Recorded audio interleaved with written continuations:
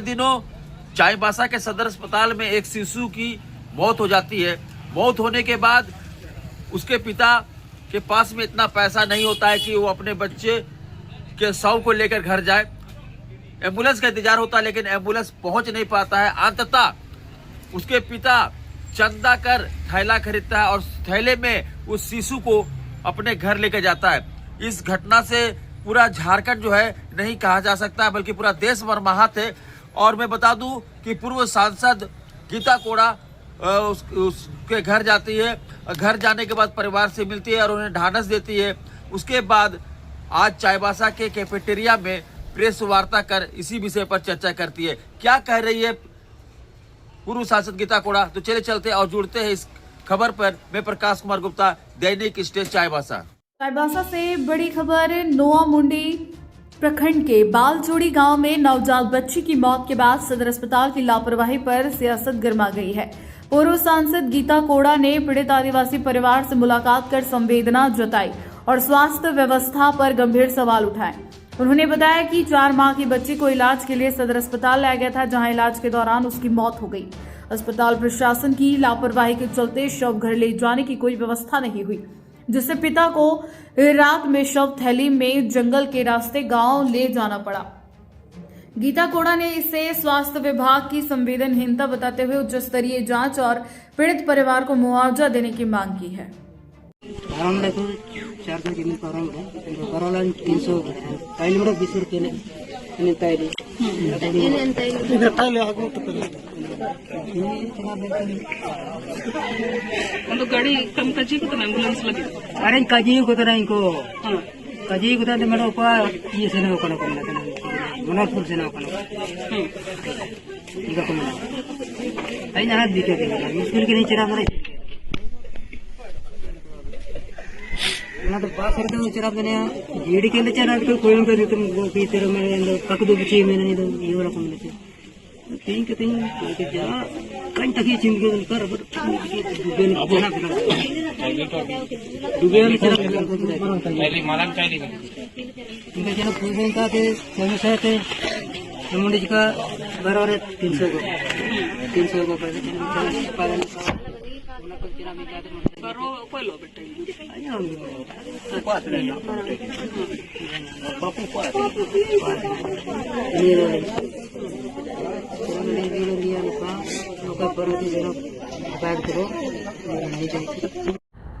आज बहुत ही महत्वपूर्ण और अत्यंत गंभीर और मानवता को शर्मसार करने वाले विषय को लेकर के आज की ये प्रेस वार्ता है। कल दोपहर की घटना है। सदर अस्पताल में डिम्बा चतुम्बा ग्राम सिंदरी गौरी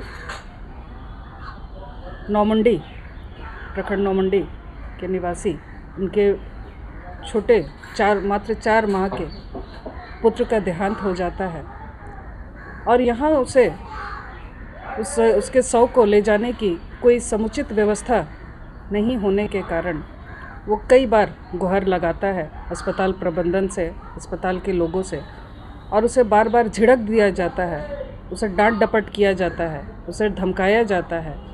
अंततः वो पिता मजबूर होकर अपने उस 4 माह के बच्चे के शव को एक थैले में ले जाकर वो गांव ले जाने का काम करता है, जो बेहद ही दुखद घटना है, हृदय विदारक घटना है। आज सुबह मैं उस गांव में गई थी और उस परिवार से मैं मिली। हमने पूछा कि भाई ये घटना क्यों हुई, इसके पीछे की क्या वजह थी। तो उन लोगों ने बताया क्योंकि बच्चा काफ़ी दिनों से बीमार था और उसे उचित इलाज के लिए सदर अस्पताल चाईबासा लाया गया और यहाँ इलाज उसका हुआ, लेकिन बच्चा नहीं बच पाया।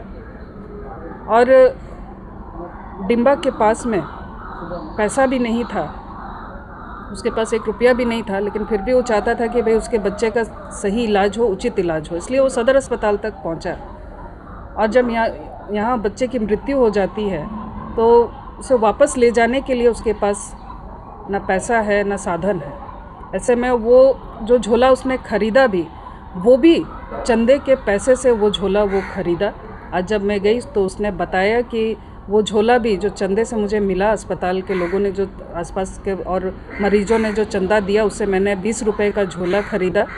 और यहाँ तक नौमंडी तक आने के लिए मैंने भाड़ा दिया, 300 रुपये मैंने भाड़ा दिया और उससे मैं वापस घर तक आया। रात को वो 8 बजे के करीब अपने गांव सिंदरी गौरी पहुंचा।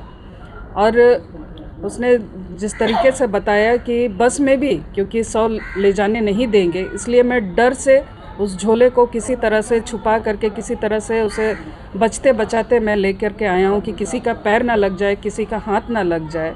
तो आप सोचिए उस पिता की क्या मजबूरी रही होगी, वो पिता कितने दर्द के साथ अपने उस बच्चे को लेके गया है। तो ये बेहद ही दुखद घटना है और इसके पीछे मैं यही मांग करूँगी कि इसके पीछे जो भी जिम्मेदार लोग हैं, चाहे वो अस्पताल प्रबंधन हो या फिर जो भी उसके पीछे हो, उनके ऊपर सख्त कार्रवाई होनी चाहिए। और ये घटना एक सबक के तौर पर प्रशासन, जिला प्रशासन को, अस्पताल प्रबंधन को लेनी चाहिए। इस तरह की कई एक घटनाएं लगातार इस ज़िले में हो रही हैं। स्वास्थ्य जिसकी हम सभी को चाह होती है कि हम सभी स्वस्थ रहें, हमारे परिजन स्वस्थ रहे। और क्योंकि ये क्षेत्र ऐसा है कि यहाँ पर स्वास्थ्य सुविधाएं सही तरीके से लोगों को मिल भी नहीं पा रही हैं, उसके बावजूद जो व्यवस्था है वो काफ़ी लचर है, इसे दुरुस्त किया नहीं जा रहा है। स्वास्थ्य मंत्री आकर के बड़ी बड़ी बातें कह कर गए कि भाई थैलेसीमिया पीड़ित बच्चों को उनके इलाज में जो भी खर्चा होगा सरकार देगी, हम 2 लाख रुपए देंगे। आज तक ना वो 2 लाख रुपये मिला, ना ही यहाँ जो पीड़ित बच्चे हैं उनका इलाज सरकार करा पा रही है। तो ये भी बहुत ही गंभीर विषय है। इसके अलावे अभी हाल के दिनों में रेफरल अस्पतालों को कई लाख रुपए दिया गया, इसमें भी पैसों का बंदर बाट हुआ। वो पैसे उन अस्पतालों में दवाओं की खरीद के लिए और अन्य व्यवस्थाओं के लिए वो पैसे दी जाती है, लेकिन इसमें भी कई अव्यवस्थाएं देखी गई, कई असमानताएं देखी गई। बंदगांव, मझगांव जैसे क्षेत्रों में 93 लाख से ऊपर के पैसे दिए गए, जबकि ये घटना जिस रेफरल अस्पताल के अंतर्गत हुई गई है, बड़ा जामदा, वहाँ मात्र 3.5 लाख के करीब उस अस्पताल को दिया गया। और वहीं गोइलकेरा जैसे सुदूर क्षेत्र को नील कर दिया गया, वहाँ कोई पैसा ही नहीं दिया गया। तो आप समझ सकते हैं कि अस्पताल प्रबंधन जो है पूरी तरह से भ्रष्टाचार में डूबी हुई है। और जो भी पैसा आ रहा है यहाँ के ग्रामीणों के इलाज के लिए, यहाँ का स्वास्थ्य, जिला का स्वास्थ्य सुधार करने के लिए, उस पर खर्च नहीं करके ये लोग अपना बंदरमाट कर रहे हैं। कल इन्हीं सब विषयों को लेकर के कल भारतीय जनता पार्टी अस्पताल परिसर में धरना देगी और सरकार को चेताने का काम करेगी कि अपनी कार्यशैली को सुधारे, अन्यथा इससे बड़ा आंदोलन होगा। अगर सरकार नहीं चेतती है तो इससे बड़ा आंदोलन हम लोग करेंगे और हम लोग का कल का यही कार्यक्रम है।